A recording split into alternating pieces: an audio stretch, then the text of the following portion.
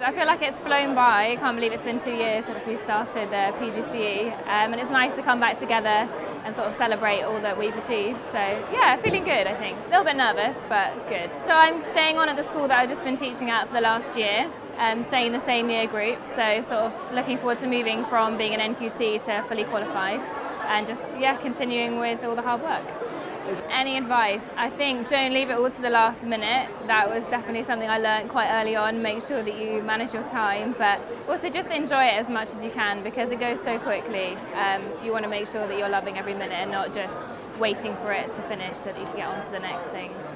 My tutors were Dr. Amos Paran and Andrea Reves. They really meant a lot for me because during the class, they kept asking questions to me and the other students. What do you think about this? What do you think about that? They didn't care about, let's say, your opinions or what you say are right or wrong. As long as you keep saying what you want to say. I came here because from all the research I did prior to it was this is where the best come to train. Just the depth of kind of expertise that's available to you from lecturers and tutors and academics was kind of second to none. So and I hugely benefited both professionally and kind of personally from my experience, definitely. I'd just like to give a little shout out to my own tutor, Ambrose Hogan, who helped me through my dissertation. He just had a look at a couple of the early drafts, kind of chucked them into a basketball and then threw them in the waste paper bin, which is what they deserved. But through his support and making those changes and those tweaks that he suggested, I managed to get into something a bit more presentable. And it has really been a fulfilling and informative session for me. I have learned quite a bit.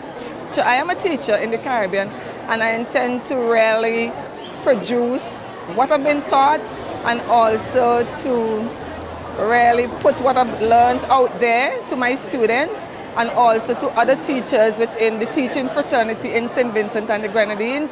I'm really proud to be a graduate of the University College of London. Thank you.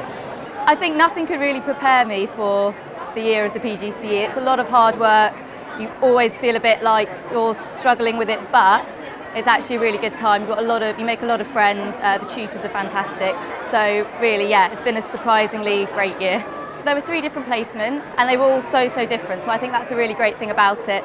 My first one was probably one of my most challenging, but that might be to be expected given that you're starting never having taught before. I just learned so much from it and it just made me grow in confidence. And then when I got to the final placement, I just felt ready, was really excited for it and had a really fantastic time. My final observation, my tutor was Phil Hopgood and he was honestly incredible. He got me through, thick and thin through the course, and when I finished it, I knew that it had gone really well. He said that it was absolutely outstanding, which just kind of was like the cherry on top, really. So yeah, I think that was probably my highest moment. Really, I really want to change the potential of young ones around. I want them to realize their potential.